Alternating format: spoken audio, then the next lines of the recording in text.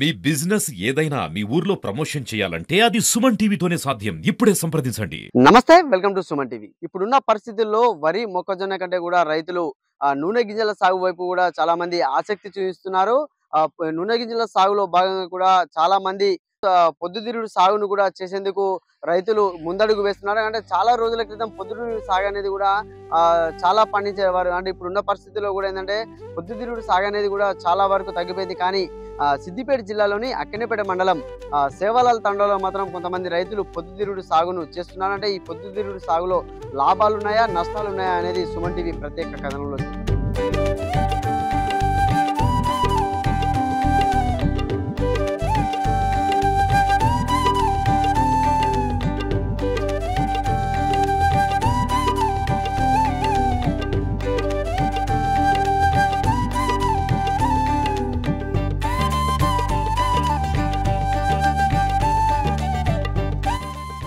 మనతో పాటు మాట్లాడేందుకు పొద్దుతిరుగుడు సాగు చేస్తున్నటువంటి రైతు భాస్కర్ నాయక్ అయితే ఉన్నారు. అంటే ఈ పొద్దుతిరుగుడులో లాభాలు ఎట్లా ఉన్నాయని చెప్పి కూడా మనము అడిగి తెలుసుకునే ప్రయత్నం చెప్పండి. చెప్పండి భాస్కర్ గారు, ఎట్లా ఉన్నాయి ఈ పొద్దుతిరుగుడులో లాభాలు ఎట్లా ఉన్నాయి?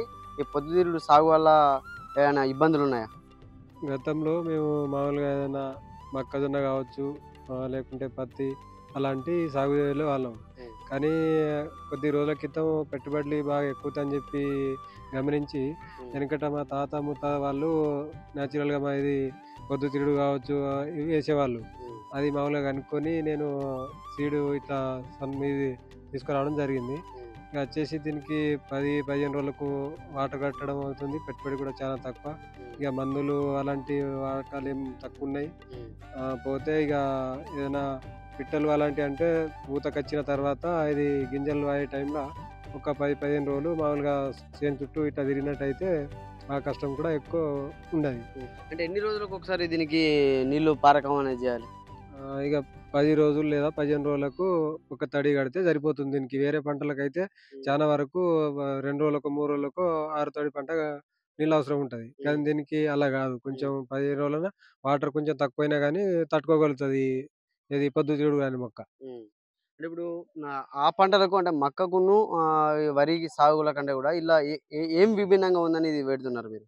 ఇక వరికి, మక్క కంటే వాటికి దున్నకాలు గావచ్చు, పోతే కైకిలు పెట్టడం గావచ్చు, అన్నీ పెట్టుబడులు ఎక్కువనే అయితాయి. హ్మ్. ఇక దీనికచ్చేసి ఒకసారి దున్ని ఇత్తనాలు నాటేసినామంటే, హ్మ్. ఇక ఆటోమేటిక్‌గా అవి పైకొచ్చేసి ఇక కూలీ ఖర్చు కూడా తక్కువ. హ్మ్. ఇక దున్నకాలు పెట్టుబడి అంటే అసలే ఉండదిగ. హ్మ్. ఏమున్నా ఒక 2 సార్ల యూరియా మాత్రమే ఎయాలి. ఒక్కసారి సరిపోతది. హ్మ్. ఇక మనం ఏదైనా అదనంగా ఎయాలంటే రెండోసారికే ఎక్కువది అంతే. హ్మ్. ఎక్కువ పెట్టుబడి అనేది మాత్రం ఉండది. ఎంతొస్తుంది మామూలుగా ఇప్పుడు ఈ మక్క, వరి సాగుల కంటే గూడా, ఇతర సాగుల కంటే గూడా దీనికి ఎంత పెట్టుబడి ఖర్చొస్తుంది మామూలుగా? ఇక దీనికొచ్చేసి ఇక దున్నకాల ఖర్చు పోతే ఇక మనం విత్తనాలు ఇక ఒక ఎకరానికి ఒక యూరియా బస్తా అంతే ఇక అంతకంటే ఎక్కువ పెట్టుబడి ఏమి ఎక్కువ తగలదు దీనికి. హ్మ్. అంటే డబ్బుల ఖర్చెంతొస్తుంది? ఇక డబ్బులొచ్చేసి ఏమున్నా ఒక 5, 6 వేల కంటే ఎక్కువ కాదు హ్మ్. ఎకరానికి. హ్మ్. ఇక మిగతా వాటికొచ్చేసి 15,000 ఇక 20,000 దాకా కావచ్చు వేరే మొక్కజొన్న, వరి హ్మ్. మిగతా వాటికి. హ్మ్. అంటే ఇప్పుడు రేట్ ఎట్లా ఉంది? మరిప్పుడు ఇవి ఎట్లా సేకరిస్తారు? తీసిన తర్వాత మళ్ళీ ఇవి బయటికి తీయడం ఎట్లా విత్తనాలను? ఇక ఇది పూర్తిగా ఒక 70, 80 రోజుల్లో టైం వరకు హ్మ్. పూర్తిగా అయిపోతది. హ్మ్. ఇక అయినంక ఇట్లా మీది నుండి కట్ చేసుకొని హ్మ్. తీసుకెళ్ళి మన ట్రాక్టర్‌లో గానీ అలా తీసుకెళ్ళి మనం మంచిగా కల్లాలుంటాయి. ఆ కల్లాల కాడ ఏసేసినామంటే హ్మ్. ఇక మామూలుగా మిషన్‌లు కూడా ఉన్నాయి ఇప్పుడు కొత్తగా. హ్మ్. ఇదివరకొచ్చేసి మేము ఎట్లంటే అక్కడ ఏసినంక ఇట్లా కట్టెలతోని కొడితే గింజలు రాలిపోయేటియి. హ్మ్. కానీ ఇప్పుడైతే మిషన్‌లు కూడా ఉన్నాయి. హ్మ్. ఆ మిషన్‌లు కూడా మన ఏది వరి దానికి ఎట్లా కట్ చేస్తదో దీనికి కూడా అందులో పోసేస్తే ఆటోమేటిక్‌గా అవే గింజలు బయటికొచ్చేస్తున్నాయి. హ్మ్. అంటే ఇప్పుడు ఎంత ఉంది ఇప్పుడు ఈ పొద్దుతిరుగుడు సాగు ఎకరానికి మామూలుగా ఎంత దిగుబడి వచ్చే అవకాశం ఉందంట? ఇక ఎకరానికొచ్చేసి మనం ఎన్ని క్వింటాలొస్తది? ఓహ్! 10 క్వింటాలు ఆ విధంగా వచ్చే అవకాశాలు కనిపిస్తున్నాయి. ఇప్పుడు రేట్ కూడా మంచిగానే ఉంది. ఇక మామూలుగా ఎకరానికొచ్చేసి ఒక మంచిగా దిగుబడి వచ్చేదుంటే ఇక న 10, 12 క్వింటాలు అలా రావచ్చు. హ్మ్. పోతే ఇక ఇగ క్వింటాల్‌కొచ్చేసి 10, 13,000 దాకా అట్లా కూడా ఉంది. ఇది మంచిగా దిగుబడి వచ్చేదుంటే ఇక రేటు గింజ సరిగ్గా రావాలి గానీ ఎక్కువ రేటు పలుకుతది. హ్మ్. ఇకపోతే మేము వెనకట ఇది మన నూనె కూడా పట్టించుకునేవాళ్ళము. హ్మ్. ఇక ఇప్పుడు అదంతా తగ్గిపోయి మామూలుగా వేరే ఆయిల్స్ అట్లా కంపెనీలలో తయారయ్యి వచ్చే విధంగా అవి అయినాయి గానీ ఇప్పుడైతే నేచురల్‌గా ఇది నూనె వాడకం కూడా చాలా బాగుంటది. హ్మ్. ఇప్పుడు ఈ ఇప్పుడు ఇది ఎన్ని రోజులకి అంటే ఈ పువ్వు అనేది ఎన్ని రోజులకు వస్తుంది మామూలుగా? పువ్వనేది దగ్గర దగ్గర ఒక 40, 50 రోజులకు ఈ పువ్వనేది వచ్చేస్తది. హ్మ్. ఇక పోతే 60 రోజుల వరకు ఇట్లా ఇట్లా అయితది. హ్మ్. ఇక 70 రోజుల వరకు గింజ గట్టిపడడం జరుగుతుంది. 80 రోజులు, 90 రోజుల వరకు కంప్లీట్‌గా అయిపోతది. హ్మ్. అంటే ఎట్లా ఇప్పుడు ఈ పురుగు నివారకేమన్నా ఇప్పుడు ఈ పువ్వుల్లో గూడా కొంత పురుగు గూడా వచ్చే అవకాశం ఉంటది గదా! అంటే దాని నివారకేమన్నా చర్యలెట్లా?